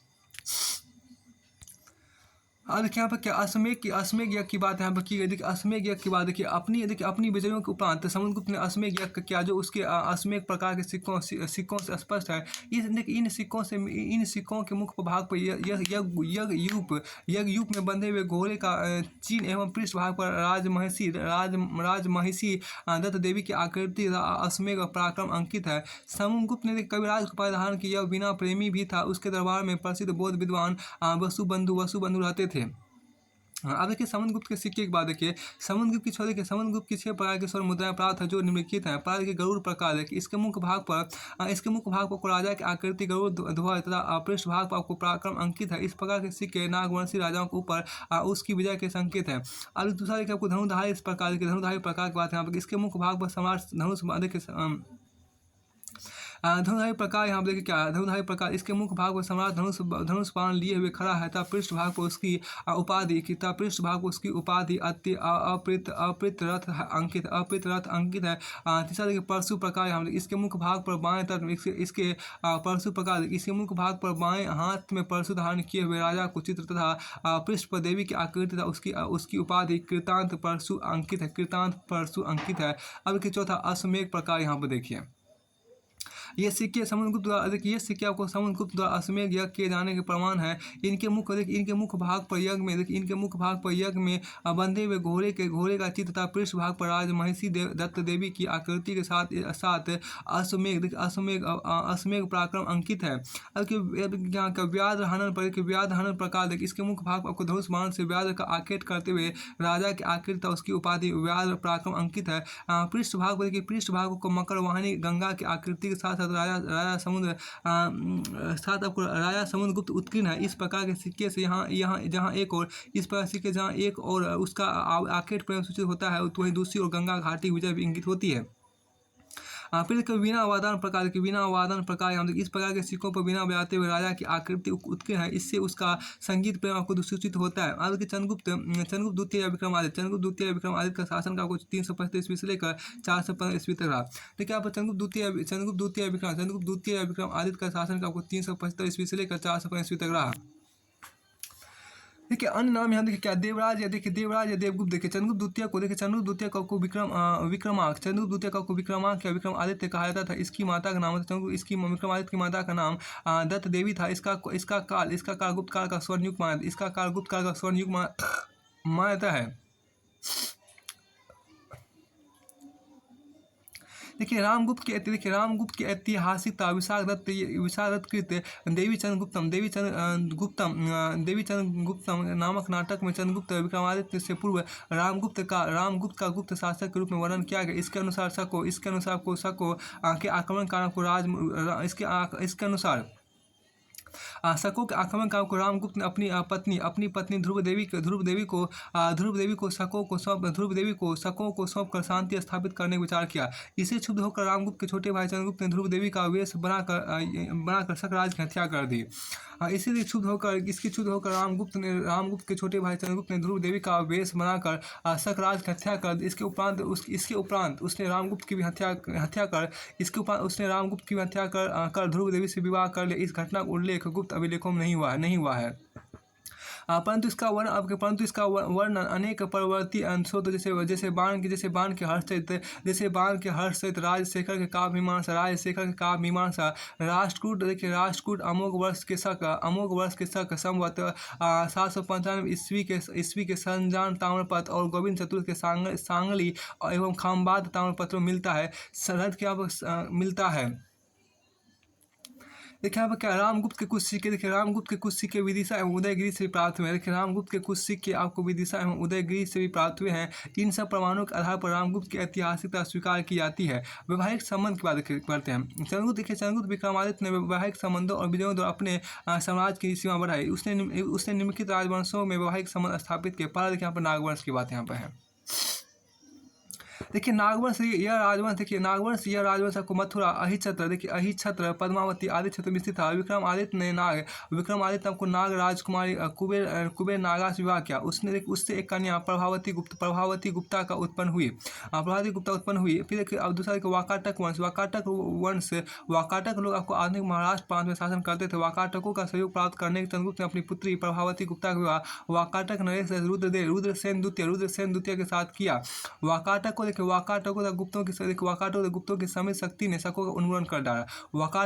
गुप्तों की समित शक्ति ने आपको शकों का उन्मूलन कर डाला। कदम राजवंश के लोग कुंतल कर्नाटक में शासन करते थे। तालगुंड अभिलेख से पता चलता है।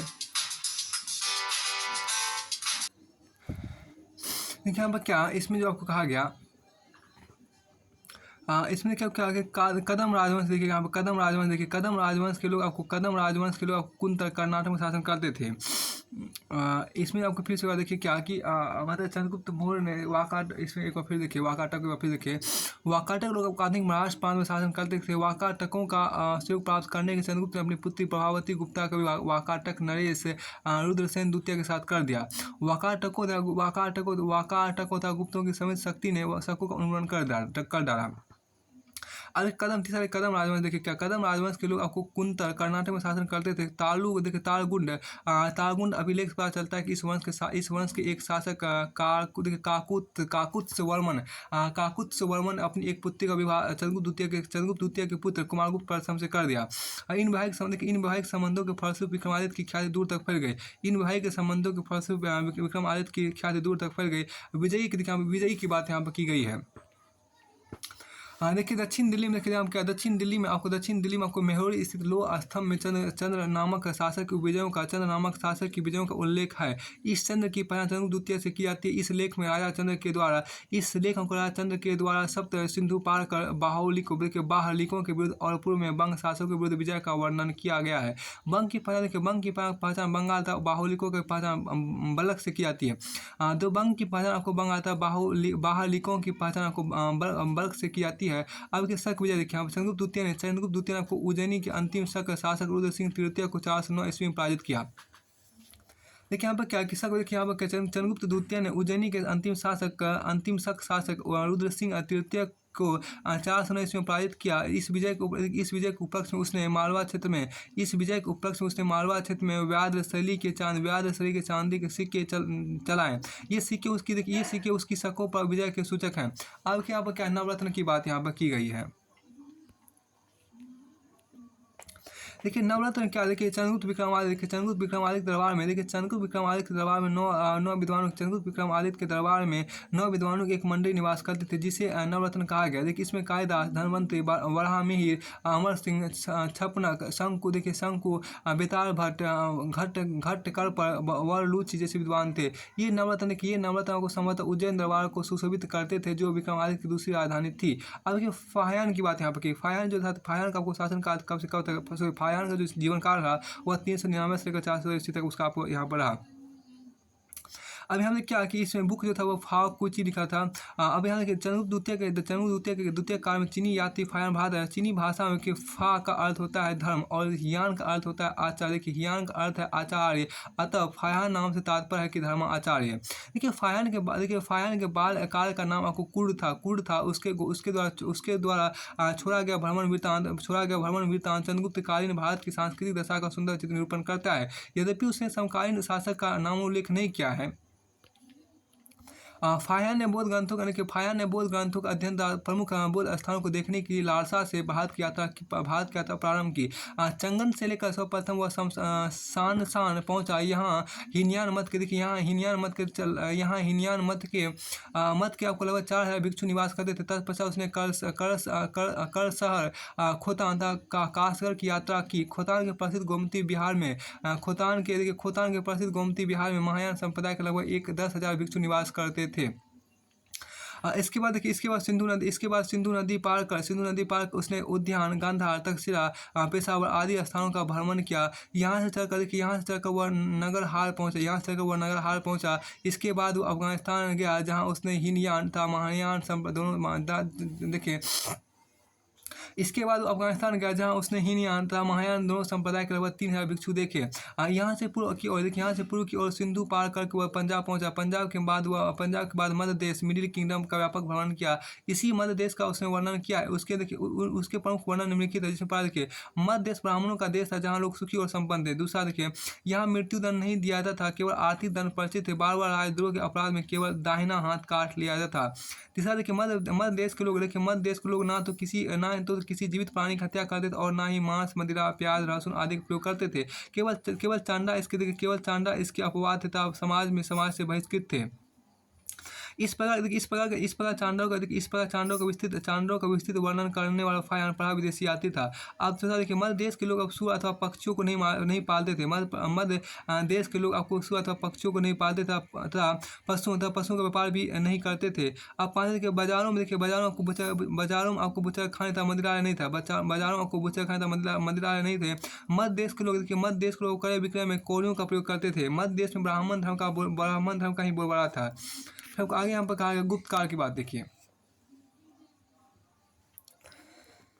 फाहियान ने क्या कि फाहियान ने पवित्र बौद्ध संस्थान फाहियान ने किया पवित्र बौद्ध स्थानों की भी यात्रा की। फाहियान ने पवित्र बौद्ध स्थानों की भी यात्रा की। देखिए सन कीसा तथा श्रावस्ती में उसने अनेक अस्माक भिक्षु देखे। श्रावस्ती स्थित जेतन विहार की वो प्रशंसा करते। यहाँ कई पुण्यशालाएँ आपको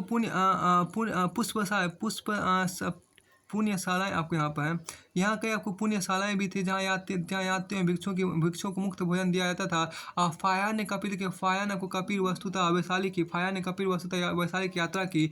पाटलिपुत्र से अशोक का राजमहल देखा था।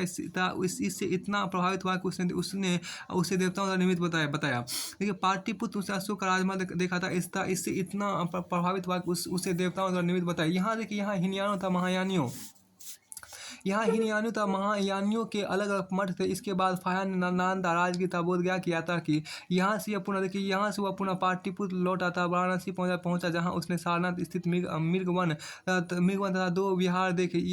यहाँ से पुनः आपको पाटलिपुत्र वापस लौट आया। पाटलिपुत्र से उसने अपनी वापसी यात्रा प्रारंभ की। चंपा होता हुआ ताम्रलिप्ति पहुंचा, जहाँ एक बंदरगाह था। देखिए यहाँ 24 विहार है। ताम्लुक में 2 वर्षों तक रहकर फाहियान ने बौद्ध सूत्रों की प्रतिलिपियां तैयार की। तत्पश्चात लंका तथा पूर्वी द्वीपों से होता हुआ वह स्वदेश लौट गया। सिक्के के बाद देखिए यहाँ पे चंद्रगुप्त ने हमको स्वर्ण, रजत एवं ताम्र मुद्रा जारी की। चंद्रगुप्त ने हमको स्वर्ण, रजत तथा ताम्र मुद्राएं जारी की। इस काल में स्वर्ण सिक्कों को दिनार रजत सिक्कों को रुपया के रूपक कहा जाता था। गुप्तकालीन स्वर्ण सिक्के 140 ग्रैंड के, गुप्तकालीन स्वर्ण सिक्के 140 ग्रैंड के तथा चांदी के सिक्के 32.300 ग्रैंड के थे। ये कुषाणों के नकल पर बनाए गए थे। अब ये चंद्रगुप्त की स्वर्ण मुद्राओं के विवरण निम्न प्रकार आप देखिए। धनुधारी प्रकार देखिए आर्कर टाइप जिसे बोलते हैं। इस प्रकार के सिक्के सबसे अधिक संख्या में हैं। इनके मुख पर धनुष बाण लिए हुए राजा की मूर्ति, गरुड़ ध्वज तथा पृष्ठभाग को बैठी हुई लक्ष्मी के साथ साथ राजा की उपाधि श्री विक्रम उत्कीर्ण मिलती है। अब के छत्रधारी प्रकार देखिए। इस प्रकार के सिक्कों मुख भाग पर आहुति उडालता हुआ राजा खड़ा है। वो अपना बायां हाथ तलवार की मुठिया पर रखे हुए हैं। राजा के पीछे एक बौना नौकर उसके ऊपर छत्र ताने खड़ा है। इसमें उत्कीर्ण है कि विक्रमादित्य पृथ्वी को जीतकर उत्तम कार्यों द्वारा स्वर्ग को जीतता है। पृष्ठभाग पर कमर के ऊपर लक्ष्मी खड़ी है। तब मुद्रालेख विक्रमादित्य उत्कीर्ण है। मुद्रालेख पर विक्रमादित्य उत्कीर्ण है। फिर देखिए आपको परेड परेड प्रकार देखिए क्या परेड प्रकार मतलब क्या कोच टाइप देखिए आप इस इनके मुख्य भाग पर राज वस्त्र एवं आभूषण धारण किए हुए पलंग पर बैठा है। देखिए सिंह निहत्ता देखिए निहत्ता देखिए सिंह निहंता प्रकार देखिए इस प्रकार के सिक्कों के मुख्य भाग पर सिंह को धनुष बाण अथवा कृपाण से मारते हुए राजा की आकृति उत्कीर्ण है। इस प्रकार के सिक्कों से उसकी गुजरात तथा काठियावाड़ के शकों पर विजय सूचित होती है। इस प्रकार के सिक्कों से उसकी गुजरात तथा काठियावाड़ के शकों पर विजय सूचित होती है। फिर देखिए आपको अश्वारोही प्रकार हम देखिए क्या इसके मुख्य भाग पर देखिए इसके मुख्य भाग पर को घोड़े पर सवार राजा की आकृति अंकित है। अश्वारोही प्रकार हम देखिए क्या इसके मुख्य भाग पर को घोड़े पर सवार राजा की आकृति अंकित है। कुमारगुप्त महेंद्र आदित्य देखिए यहाँ पर कुमारगुप्त महेंद्र आदित्य की आपको कुमारगुप्त महेंद्र आदित्य कुमारगुप्त महेंद्र आदित्य का शासन का आपको 415 से लेकर 455 ईस्वी तक रहा। देखिए कुमारगुप्त जो था चंद्रगुप्त की पत्नी ध्रुव देवी से उत्पन्न पुत्र था। उसका एक छोटा भाई गोविंद पुत्र भी था। कुछ विद्वानों का विचार है कि गोविंद पुत्र और कुमारगुप्त प्रथम के बीच उत्तराधिकार कोई युद्ध हुआ, परंतु इस बारे में निश्चित रूप से कुछ भी नहीं कहा जा सकता। कुमारगुप्त के समय में गुप्तकालीन सर्वाधिक अभिलेख प्राप्त हुए हैं, जिनकी संख्या 18 है। इसके समय में गुप्तकालीन मुद्राओं का सबसे बड़ा ढेर आपको बयाना मुद्रा भान राजस्थान के भरतपुर जिले में से प्राप्त हुआ है, जिसमें 623 मुद्राएं मिली। इनमें मयूर शैली की मुद्राएं सर्वाधिक महत्वपूर्ण। इस शैली में आपको चांदी कुछ मुद्राएं सबसे पहले मध्य प्रदेश में प्राप्त हुई। कुमारगुप्त प्रथम के अंतिम दिनों पुष्मित नामक जातियों ने आक्रमण किया। इसका उल्लेख आपको स्कंदगुप्त के भीतरी अभिलेख में मिलता है। कुमारगुप्त ने पराजित करने का अपने योग्य पुत्र स्कंदगुप्त को भेजा। स्कंदगुप्त पुष्यमित्रों को पराजित करने में सफल हुआ। कुमारगुप्त ने नालंदा विश्वविद्यालय की स्थापना कराया और स्कंदगुप्त ने पुष्यमित्रों को हराया। अब कुमारगुप्त का अभिलेख यहाँ देखिए सबसे पहले विलसट अभिलेख देखिए। यह कुमारगुप्त के शासनकाल का प्रथम अभिलेख है, उत्तर प्रदेश के एटा जिले में स्थित है। इसमें कुमारगुप्त प्रथम तक गुप्तों की वंशावली प्राप्त होती है। इस लेख में आपको ध्रुव शर्मा नामक एक ब्राह्मण के द्वारा स्वामी महासेन मतलब कार्तिकेय के मंदिर तथा धर्मसंघ बनाए जाने का उल्लेख है। अब आगे हम आपको कहा गया देखिए आगे आपको यहाँ पर है गढ़वा के दो शिलालेख है कि इलाहाबाद में स्थित इस शिलालेख में किसी दानगिरी को 10 और 12 दिनारे दिए जाने का वर्णन है। इसमें आपको परम भागवत शब्द भी मिलता है। आपको फिर करमदंडा अभिलेख यहाँ देखिए क्या उत्तर प्रदेश के फैजाबाद जिले में स्थित यह अभिलेख शिव प्रतिमा के अधोभाग में उत्कीर्ण है। इस प्रतिमा का स्थापना कुमारगुप्त के मंत्री पृथ्वीसेन ने की थी। देखिए यहाँ पर क्या मन कुंवर अभिलेख देखिए इलाहाबाद जिले में स्थित यह लेख आपको बुद्ध प्रतिमा के निचले भाग में उत्कीर्ण है।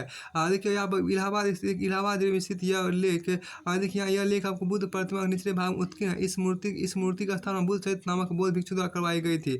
अब यहाँ पर क्या मथुरा लेख यहाँ देखिए मथुरा लेख यह बौद्ध प्रतिमा देखिए यह बौद्ध प्रतिमा के अधोभाग में उत्कीर्ण मथुरा लेख बौद्ध प्रतिमा के अधोभाग में उत्कीर्ण है। सांची अभिलेख की बात देखिए इसमें हरीश स्वामी द्वारा सांची के आर्य संघ को दान देखिए आर्य संघ को सांची अभिलेख की बात देखिए यहाँ पर क्या इसमें हरीश स्वामी द्वारा सांची के आर्य संघ को धन दान में दिए जाने का उल्लेख है।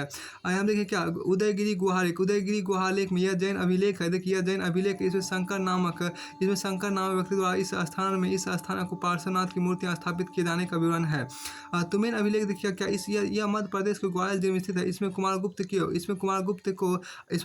का कुशलकालीन सूर्य की भांति बताया गया है तुमेन अभिलेख में।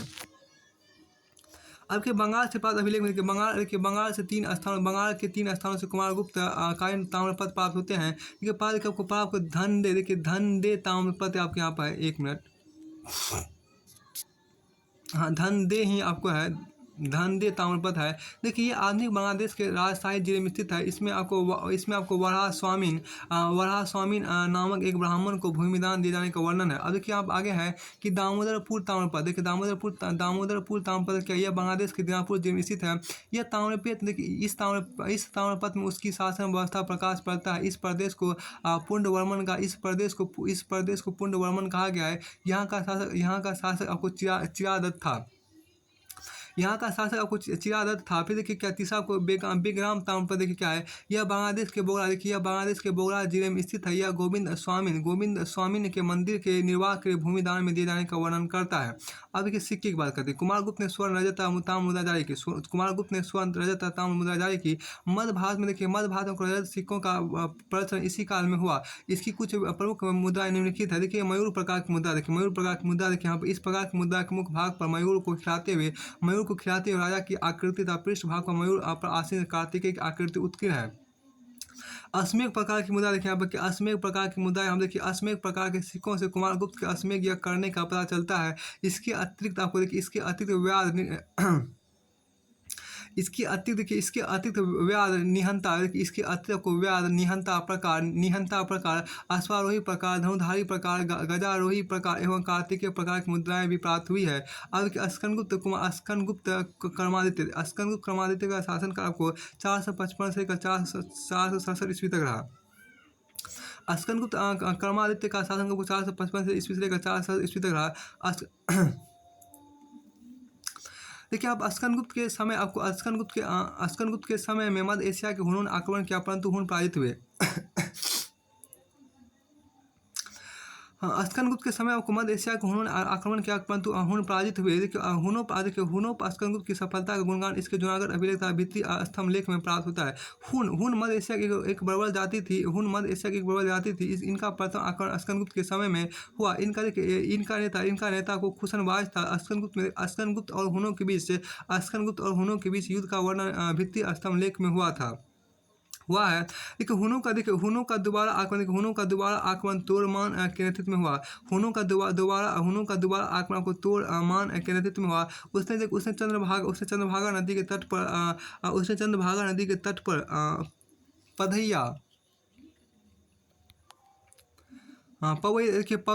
पवेधिया नामक स्थान पर अपना शासन स्थापित किया। फिर देखिए तोड़मान, यहाँ पर आपको देखिए तोड़मान ही आपको है। तोड़मान के बाद उसके पुत्र आपको मिहिरकुर ने भी अपना राज स्थापित किया। उसकी राजधानी को सियालकोट थी। उसके ग्वालियर लेख से ज्ञात होता है कि वह शिव का भक्त था। अस्कनगुप्त न केवल एक योग्य सैन्य संचालक था, अपितु एक आदर्श प्रशासक भी था। उसके जूनागढ़ अभिलेख से पता चलता है कि उसने सौराष्ट्र प्रांत में को पर्णदत्त को अपना राज्यपाल नियुक्त किया। इस लेख में गिरनार के प्रशासक चक्रपाणि द्वारा सुदर्शन झील के बांध के पुनर्निर्माण का वर्णन है। देखिए अस्कनगुप्त की उपाधि को शुक्रादित्य भी थी। अस्कनगुप्त की उपाधि को शक्रादित्य भी थी, जैसा कि कहोम अभिलेख में विदित है। हुएनसांग ने नालंदा संहार, देखिए हुएनसांग को नालंदा संहाराम को बनवाने वाले शासकों में शक्रादित्य के नाम का उल्लेख किया है, जिससे अस्कनगुप्त द्वारा नालंदा संहाराम की सहायता को नालंदा संहाराम को सहायता देने का प्रमाण मिलता है। अस्कनगुप्त ने चीन के साथ मित्रतापूर्वक संपर्क बनाए रखा था। 466 ईस्वी में 466 ईस्वी में एक राजदूत को चीन के सांग सम्राट के दरबार में भेजा। फिर अभिलेख देखिए जूनागढ़ अभिलेख में क्या हुआ। जूनागढ़ अभिलेख में आपको क्या हुआ, तो ये अस्कनगुप्त का सर्वाधिक महत्वपूर्ण अभिलेख है जो सौराष्ट्र के जूनागढ़ से प्राप्त हुआ। इससे ज्ञात होता है कि अस्कनगुप्त ने हुनों को परास्त कर सौराष्ट्र प्रांत में आपको पर्णदत्त को अपना राज्यपाल नियुक्त किया। इस लेख में गिरनार के पूर्वपति चक्रपाणि द्वारा सुदर्शन झील के बांध के पुनर्निर्माण का विवरण भी है। इंदौर ताम्रपत्र, देखिए क्या इंदौर ताम्रपत्र इंदौर बुलंदशहर जिले में स्थित एक स्थान है। इस लेख में सूर्य की पूजा तथा सूर्य के मंदिर में दीपक जलाए जाने के लिए दान, देखिए इंदौर ताम्रपत्र, यहाँ देखिए इंदौर बुलंदशहर जिले में स्थित एक स्थान है। इस लेख में सूर्य की पूजा तथा सूर्य के मंदिर में दीपक जलाए जाने के धन दान दिए जाने का विवरण मिलता है। भीतरी स्तंभ लेख देखिए क्या उत्तर प्रदेश के गाजीपुर जिले में स्थित इस लेख में पुष्यमित्रों और हुनों के साथ स्कंदगुप्त के युद्ध का वर्णन मिलता है। स्कंदगुप्त के युद्ध का वर्णन मिलता है। कहोम स्तंभ लेख, कहोम स्तंभ लेख क्या होता है? उत्तर प्रदेश के गोरखपुर जिले में स्थित इस अभिलेख पता चलता है कि भद्र नामक एक व्यक्ति ने 5 जैन तीर्थकरों आदिनाथ, शांतिनाथ, नेमिनाथ, पार्श्वनाथ एवं महावीर की प्रतिमाओं का निर्माण करवाया था। सुपिया का लेख देखिए मध्य प्रदेश के रीवा जिले में स्थित इस लेख से गुप्तों की वंशावली घटोत्कच के समय की जानकारी समय से मिलती है। मध्य क्या सुपिया का लेख क्या इस मध्य प्रदेश के रीवा जिले में स्थित इस लेख से गुप्तों की वंशावली घटोत्कच के समय से मिलती है। गुप्त वंश को घटोत्कच वंश कहा गया है। गढ़वा शिलालेख देखिए इसमें देखिए क्या गढ़वा शिलालेख में आप क्या कि इलाहाबाद जिले के कलछा तहसील में गढ़वा नामक स्थान से स्कंदगुप्त के शासनकाल का अंतिम अभिलेख मिला है। अब के सिक्के देखिए स्कंदगुप्त आपको वृषभ शैली के नए सिक्के जारी किए। स्कंदगुप्त ने वृषभ शैली के नए सिक्के जारी किए। अब देखिए प्रवर्ती गुप्त की बात यहाँ पर की गई। स्कंदगुप्त के यहाँ पर क्या देखिए यहाँ पर क्या पर स्कंदगुप्त के अंतिम समय गुप्त वंश पतन की ओर अग्रसर होने लगा। इस समय के स्वर्ण सिक्कों मिलावट भी बढ़ने लगी। प्रवर्ती गुप्तों में आपको पहला शासक आपको पूर्वगुप्त था। देखिए पूर्वगुप्त का शासन का आपको 467 ईस्वी से लेकर 73 ईस्वी तक रहा। पूर्वगुप्त का शासन आपको 467 ईस्वी से लेकर 73 ईस्वी तक रहा। इसने पूर्वगुप्त ने वैष्णव धर्म को छोड़कर बौद्ध धर्म अपना लिया। बौद्ध धर्म अपना लिया। और देखिए बुद्धगुप्त यहाँ देखिए क्या बुद्धगुप्त का शासन का 436 ईस्वी से लेकर 436 ईस्वी से 455 ईस्वी तक। बुद्धगुप्त का आपको शासन का 436 ईस्वी से लेकर 55 ईस्वी तक 436 ईस्वी से लेकर 455 ईस्वी तक रहा। अब यहाँ देखिए पूर्वगुप्त का शासन आपको 467 से लेकर 473 ईस्वी तक रहा और आपको बुद्धगुप्त का शासन आपको 436 ईस्वी से लेकर 455 ईस्वी तक रहा। अब कि ह्वेन सांग अनुसार यह बौद्ध मतानुयायी का था नालंदा महाविहार को धन दान में दिया। अब कि क्या बुद्धगुप्त ने क्या किया? ह्वेन सांग अनुसार बुद्धगुप्त बौद्ध मतानुयायी था तथा नालंदा महाविहार को धन दान में दिया। अब इस चीज़ को यहीं तक रखिए, इसके बाद हम आगे वीडियो में चर्चा कर लेंगे।